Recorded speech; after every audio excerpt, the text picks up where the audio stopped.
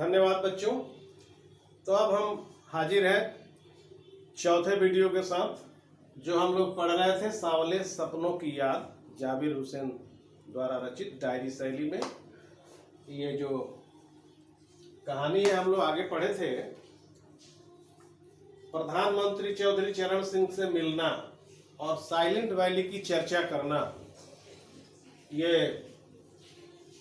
उन्होंने, सालिम अली ने प्रधानमंत्री से मिलकर साइलेंट वैली की जो चर्चा की और उसे बचाने की मुहिम शुरू करने की अपील की, उसके बाद की कहानी अब हम पढ़ रहे हैं। तो आगे है कि अपने लंबे रोमांचकारी जीवन में ढेर सारे अनुभवों के मालिक सालिम अली एक दिन केरल की साइलेंट वैली को रेगिस्तानी हवाओं के झोंकों से बचाने का अनुरोध लेकर चौधरी चरण सिंह से मिले। वे प्रधानमंत्री थे। चौधरी साहब गांव की मिट्टी पर पड़ने वाली पानी की बूंद के असर को जानने वाले नेता थे, यानी किसान नेता थे। पर्यावरण के संभावित खतरों का जो चित्र सालिम अली ने उनके सामने रखा, उससे उनकी आंखें नम हो गई। ये तो हो चुका था। आज सालिम अली नहीं है, उसके बाद की कहानी है। आज सालिम अली नहीं है, चौधरी साहब भी नहीं है। कौन बचा है जो सोंधी मिट्टी पर उगी फसलों के बीच एक नए भारत की नींव रखने का संकल्प लेगा? कौन बचा है जो आज हिमालय और लद्दाख की बर्फीली जमीन पर जीने वाले पक्षियों की वकालत करेगा? सालिम अली ने अपनी आत्मकथा का नाम रखा था fall of A sparrow. Fall of A sparrow यानी गौरैये का गिरना। फॉल ऑफ ए स्पैरो, एक गौरैया का गिरना। ये नाम फॉल ऑफ ए स्पैरो उन्होंने जो आत्मकथा लिखा, ऐसा नाम क्यों रखा? सालिम अली ने, जिसके बारे में हम लोग पढ़ रहे हैं, उन्होंने एक आत्मकथा लिखा। आत्मकथा आप जानते होंगे, अगर कोई व्यक्ति अपने बारे में खुद लिखता है तब उसको आत्मकथा कहा जाता है। सालिम अली ने एक आत्मकथा लिखा, उस आत्मकथा का नाम था फॉल ऑफ ए स्पैरो, एक गौरैये का गिरना। ऐसा नाम उन्होंने क्यों रखा? तो थोड़ा सा पढ़ लें, उसके बाद बताते हैं। मुझे याद आ गया, डीएच लॉरेंस की मौत के बाद लोगों ने उनकी पत्नी फ्रीडा लॉरेंस से अनुरोध किया कि वह अपने पति के बारे में कुछ लिखें। फ्रीडा चाहती तो ढेर सारी बातें लॉरेंस के बारे में लिख सकती थी, लेकिन उसने कहा, मेरे लिए लॉरेंस के बारे में कुछ लिखना असंभव सा है। मुझे महसूस होता है कि मेरी छत पर बैठने वाली गौरैया लॉरेंस के बारे में ढेर सारी बातें जानती हैं।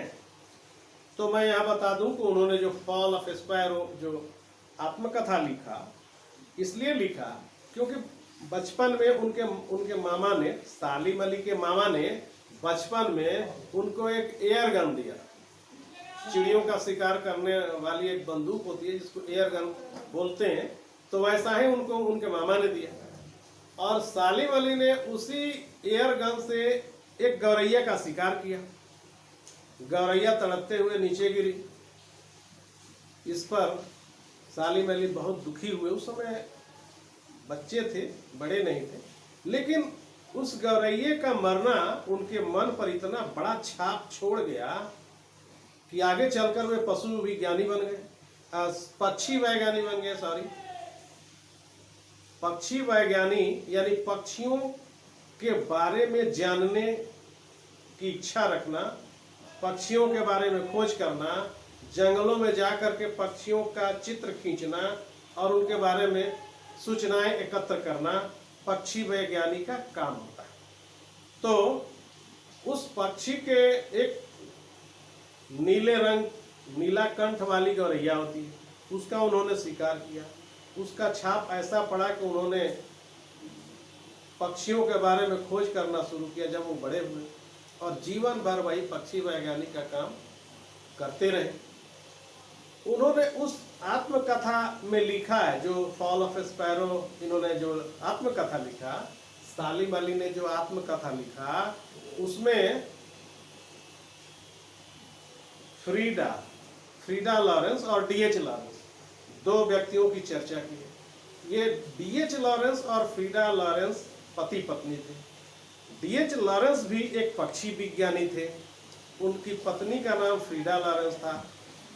डीएच लॉरेंस के मरने के बाद पूछा गया, कुछ लोगों ने कहा कि भाई फ्रीडा लॉरेंस के पास कुछ लोग गए और उन लोगों ने पूछा फ्रीडा से कि भाई अपने पति के बारे में कुछ बताइए। तो उन्होंने कहा कि भाई क्या बताऊं अपने पति के बारे में, हमारे पति के बारे में हमसे ज़्यादा छत पर बैठने वाली गौरैया ज़्यादा जानती। कहने का मतलब ये कि वो मेरे साथ जितना नहीं रहे उतना तो पक्षियों के साथ रहे हैं, तो पक्षी उन्हें बहुत ज़्यादा जानते होंगे, यानी हमसे भी ज़्यादा जानते होंगे। इसकी भी चर्चा हुई उसी फॉल ऑफ स्पैरो आत्मकथा में, जिसको उन्होंने लिखा था। उसके बाद है तो लिखा था कि मेरी छत पर बैठने वाली गौरैया लॉरेंस के बारे में, यानी डीएच लॉरेंस के बारे में ढेर सारी बातें जानती हैं, मुझसे भी ज़्यादा जानती हैं। वो सचमुच इतना खुला खुला और सादा दिल आदमी था। मुमकिन है लॉरेंस मेरी रगों में, मेरी हड्डियों में समाया हो, लेकिन मेरे लिए कितना कठिन है उनके बारे में अपने अनुभवों को शब्दों का जामा पहनाना। मुझे यकीन है मेरी छत पर बैठी गौरैया उनके बारे में हमसे भी ज़्यादा जानती हैं। और अंतिम पैराग्राफ है, मैं उसको पढ़ दूँ। इसमें लिखा है कि जटिल प्राणियों के लिए सालिम अली हमेशा एक पहेली बने रहेंगे। बचपन के दिनों में उनकी एयरगन से घायल होकर गिरने वाली नीलेकंठ की एक गौरैया सारी जिंदगी उन्हें खोज के लिए नए रास्तों की तरफ ले जाती रही। जिंदगी की ऊंचाइयों में उनका विश्वास एक क्षण के लिए भी डिगा नहीं। वो लॉरेंस की तरह नैसर्गिक जिंदगी का प्रतिरूप बन गए थे। सालिम अली प्रकृति की दुनिया में एक टापू बनने की बजाय अथाह सागर बनकर उभरे थे। जो लोग उनके भ्रमणशील स्वभाव और उनकी यायावरी से परिचित हैं, उन्हें महसूस होता है कि वो आज भी पक्षियों के सुराग में ही निकले हैं और बस अभी गले में लंबी दूरबीन लटकाए अपने खोजपूर्ण नतीजों के साथ लौट आएंगे। जब तक वो नहीं लौटते, क्या उन्हें गया हुआ मान लिया जाए? मेरी आंखें नम हैं सालिम अली, तुम लौटोगे ना? ये लेखक का कहना है। तो यहाँ कहानी खत्म हो जाती है, लेकिन मैं थोड़ी सी बात बता दूं कि इसमें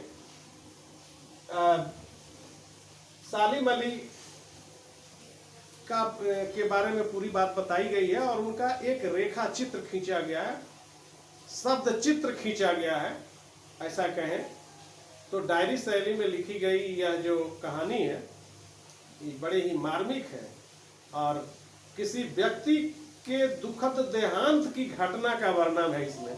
सबसे बड़ी विशेषता तो ये है और वो भी इतना रोचक है। फिर अगले वीडियो में मिलते हैं। धन्यवाद।